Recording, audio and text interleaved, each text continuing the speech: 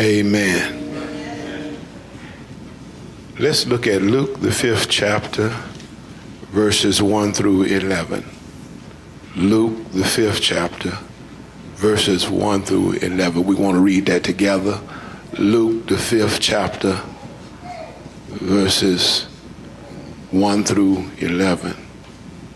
When you find it, say amen. If you ain't found it, say wait, Pastor.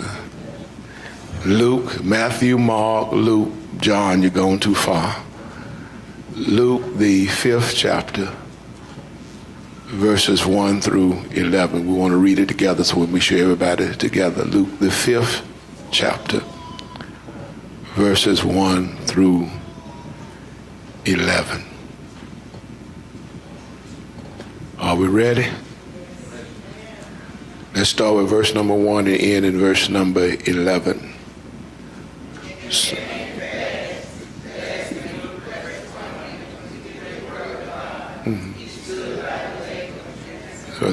And saw two boats standing, fishermen washing their nets. Then he got one of the boat, which was Simon, and to the deal.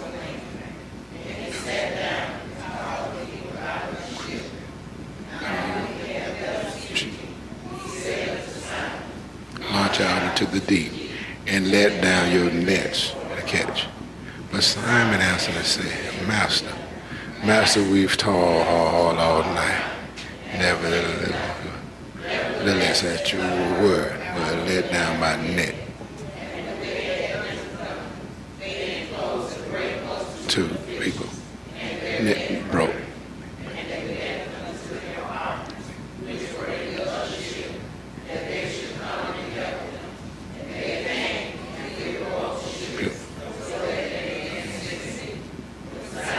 Peter said, and then down on his knees saying, Depart from me, for I am a sinful man, O Lord.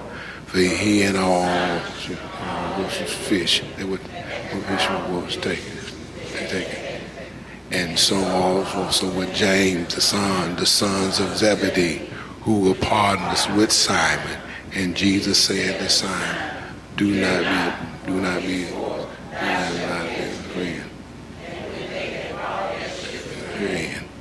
So God and Father. Amen. May be seated. Thank you. Looking back at verse number 4, then 5 and 6.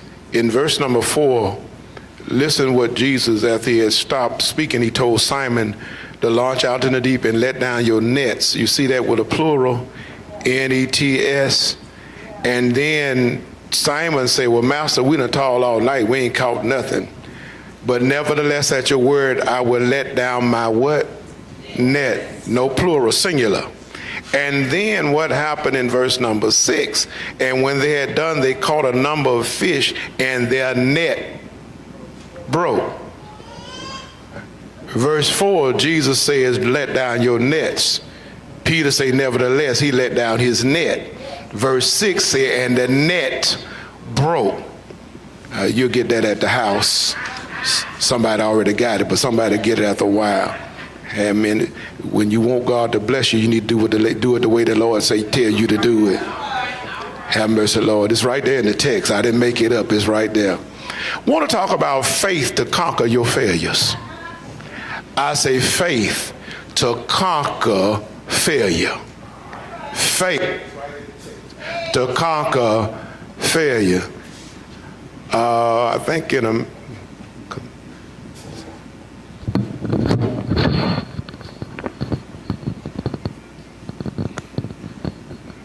battery fading in and out on this mic, so I don't get one that won't fade. Faith to conquer your failure. Nursery rhymes play a valid life within our childhood and our growth. They are stories and songs of motivation and courage and perseverance.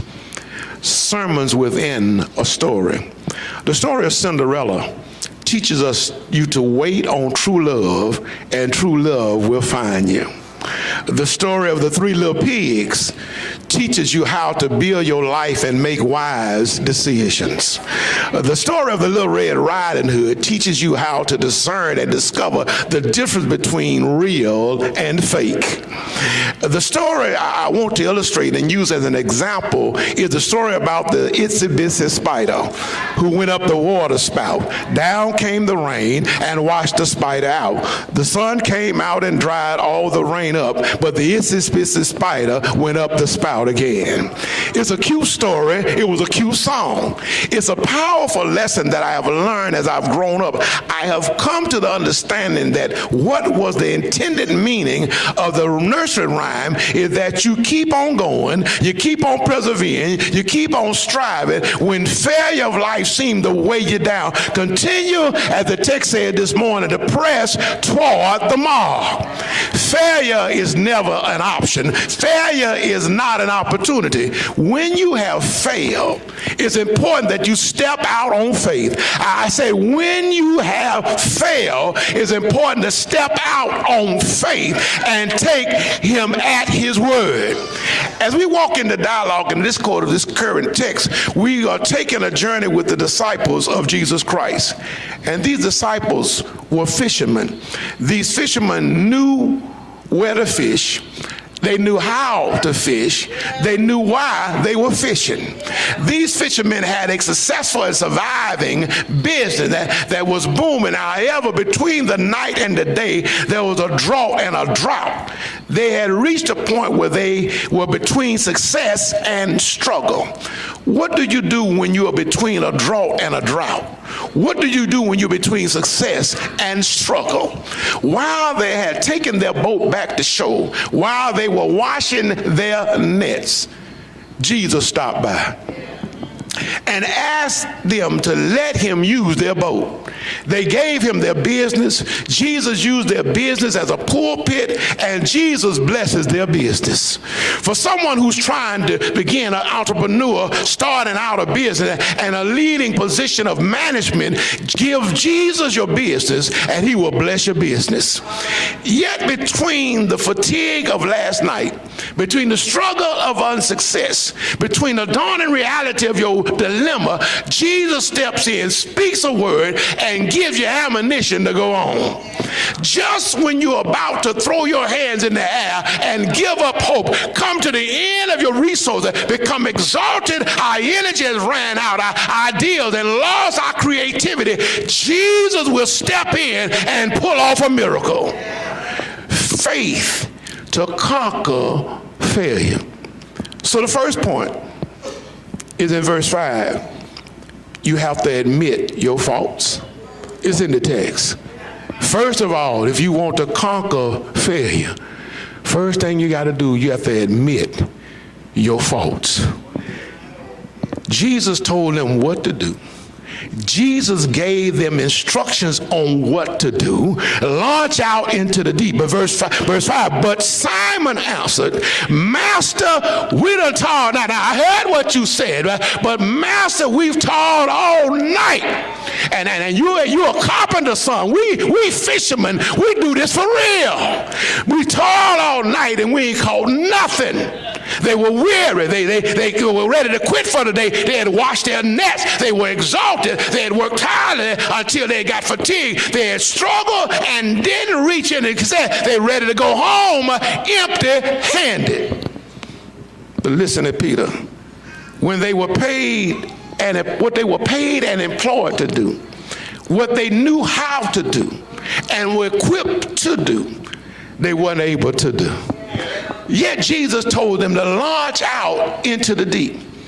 It's not about what you know or what you think. It's about what Jesus said. Just like before Nike, just do it. It ain't about what you're thinking. If Jesus tells you to do it, just do it. My My brothers and sisters, just when you struggle in your situation, you have failed, Jesus will step in. When you admit you have failed, that's when Jesus steps in.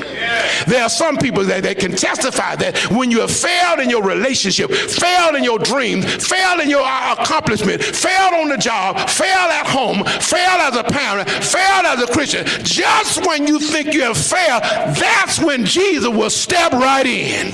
The best thing happens when you run out of options. I say the best things happen when you run out of options. And the second thing is, in order to conquer your failure, you got to act on faith. When the fishermen had no success, they had toiled all night and caught nothing. Don't miss that. When the fishermen had failed, Simon obediently followed what Jesus said. Obedience is better than sacrifice. The very place where they had labored in vain, the very place where they had struggled, the very place that Jesus said, launch out into the deep. A lot of times, Jesus will take you back to the same place where you failed, and you'll be successful. Why? Because when you did it the first time, you did it without him. That's why you weren't successful. That's what happened with the boys. They toiled all night. They did it without him. So Jesus will return you to the plain place where you failed, and you will succeed.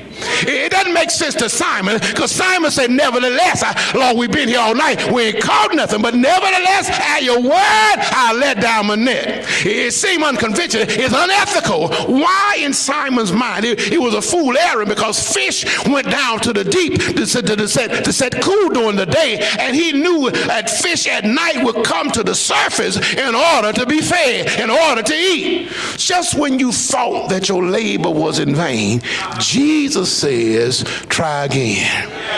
Just when you get ready to quit and throw in the towel, Jesus said, do it again, do it again, do it again. Paul said, don't be weary in well-doing. In due season, baby, I don't know when your due season is, but in due season, the Bible says you will reap if we faint not. That means you got to hang in there. You can't throw in the towel. You can't quit. It don't matter what it look like. You got to hang in there, because Jesus said, try it again. Aaliyah would say, at first you don't succeed, get up and try again. Faith isn't supposed to make sense, but it is the key. Faith is meant for you to take a risk. Get out of your comfort zone. You got to take a risk to be successful. Nothing beats a failure but a try. And John Lewis took a risk. Walt Disney took a risk. Dr. King took a risk. Stephen Jobs took a risk. Oprah Winfrey took a risk. President Obama took a risk. Tyler Perry took a risk. Taking a risk by obeying God, and watch what will happen. Eyes have not seen it. Ears ain't even heard. It ain't entered the hearts of man what God has in store them that love him. He obeyed the Lord, and he took him at his word. My brothers and sisters, the best thing for us to do is to obey, trust his word, and he will do something out of the ordinary. So when they lowered the nets, when they pulled the nets, plural, the Bible declared that it had so many fish that the net singular began to break, and they had to get another boat to help them. When you're obedient, God will grant you an overflow. The Bible says, delight yourself in the Lord. Why? Because he'll give you the desires. You need to get ready for the overflow. And thirdly, in order for faith to conquer failure, you got to acknowledge your faults. After the after effects of receiving the abundance of faith, after Jesus, taking Jesus at his word, Simon realized that he was a sinner, and he acknowledged his own sinfulness. He realized that at this moment, as a fisherman, he couldn't keep him. He felt inadequate, unworthy, because he confronted the majesty and the mighty works of the Lord. He realized that he was a man that was tainted with sin, and he respected Jesus as his Lord and Savior. You got to admit and acknowledge that you're not all you should be. You still have faults. You still make mistakes. You still blunder. Yet you still have a purpose and a plan to do something good and great for God. So first, you got to admit your faults. Second, you got to act on faith. Third, you got to acknowledge your faults. And lastly, you have an assignment to fish for people. Fish for folk. You have an assignment to fish for folk, to fish for people, for fish for men, women, boys, and girls. Jesus said, do not be afraid. From now on, you will be called to catch men. You will become fishers of men. The disciples' unprecedented success in their business didn't prompt them to invite the Lord in their business. Rather, they understood the principle that with Jesus, you can do all things, and without him, you can do nothing. With Jesus, you can do all things. Without him, you can do nothing. With Jesus, you can do all things. Without him, you can do nothing. The men immediately forsook their nets and dropped their nets and left everything behind, and they followed Jesus. They left their daddy Zebedee, but they didn't leave their daddy empty-handed. They left him with a lot of fish, enough to sustain him financially and thrive for a while. They took care of their family before they followed Jesus. When you give your business to Jesus, he will bless it. He won't just bless it, he will bless you with an opportunity to follow him. So in getting out of here and closing, what will you leave? And we learned that in the lesson this morning. What will you leave to follow Jesus? What will you give up to follow Jesus? What will you walk away from to follow Jesus? Songwriter say, I've decided to follow Jesus. No turning back. No turning back. And second verse say, though no one will join me, still I will follow. Third verse say, the world behind me, the cross before me. No turning back. No turning back. If you're going to follow Jesus, you're going to have to give up some things. If you're going to follow Jesus, you're going to have to let go of some things. If you follow Jesus, you're going to have to leave some folk behind because they ain't going the same way you going. So you're going to have to leave. You're going to have to drop some folk off and say, baby, you have to stay here. I got to go there for you. Got to cut it. You got to cut them off. See you later, Riverdelta. Deuces, I'm gone. Some folk you got to leave out of your life when you follow Jesus. If you want to conquer your failures, you got to be willing to give up something. And we learned that in our lesson from Paul today. Paul was willing to give up everything. It didn't matter about his education. Didn't matter about him sitting at the feet of Gamaliel and how many degrees that Paul had and how many languages he had. That didn't mean nothing when he accepted Jesus Christ. He counted all that as done. It don't matter. It ain't that deep because I'm following Jesus. So the question is, what are you willing to give up to follow Jesus? Is that game that important to you? Is that house that important to you? Is that designer purse, is it that important to you? Is them name brand shoes, is that important to you? What are you willing to give up in order to follow Jesus? And I'm here to tell you, you will gain more than you'll lose. I ain't talking about what I heard. I'm talking about what I know. You will gain when you follow him more than you lose. But I want to encourage you, when you step out and follow him, you can't look back. You can't turn back to yesterday. You got to stay focused on tomorrow. It says any man that takes his hand to the plow and look back, the Bible says he's not fit for the kingdom. So when you follow Christ, that's what I love what Paul said in the lesson today. He said, forgetting those things that are behind me. Yeah, I know I was a Pharisee of Pharisees. I know I tried to put the Christians in jail. I know I held the coat when they stoned Stephen, but forgetting those things that are behind me, I press toward the mark for the prize. So don't let anybody discourage you. Don't let nobody distract you from where you're trying to go. The mark which is in Christ Jesus. So let us continue to stay focused. If we want to conquer our failures, you got to be willing to do what the Lord tell you to do. And it's amazing, and we're through. Jesus makes a statement to Peter after he uses his boat to preach. Jesus makes a statement to Peter. Then Peter makes a statement back to him. Jesus tells him to launch out into the deep. Peter say, we done toiled all night, but we ain't caught nothing. Jesus say, launch out into the deep. Peter say, but we done toiled all night and we ain't caught nothing. And then you catch that other word, he say, but nevertheless, at your word. So what I'm trying to say, no matter what you're dealing with, there ought to be some nevertheless in your life. That, Lord, I done been through all that. They done dogged me out, but because nevertheless, add to your word. You said you're going to turn that thing around. Nevertheless. Couldn't sleep last night. They dogged me out, but Lord, nevertheless, add to your word. I'm going to let down my nets, and I'm looking for the overflow. My cup, David said, runneth over, and it ran into my saucer. Thank you, Lord. I want to encourage you.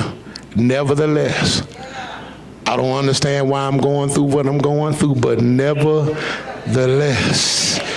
Lord, I got a Job spirit. Though you slay me, yet will I trust in you.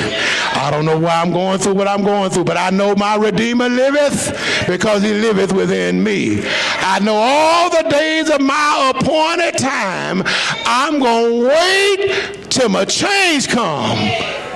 But Job say, but when he has tried me, I shall come forth as gold. So a lot of us are in the trying process. God is trying us. But when we come forth, we shall be as pure gold. I'm a work in progress. I hadn't obtained yet, but I'm on my way. I ain't got to perfection yet, but I'm striving. It's because of his righteousness makes me who I am. Have mercy, Lord. The door of the church open. Might be somebody here. You come as candidate for baptism, or Christian experience, or by letter.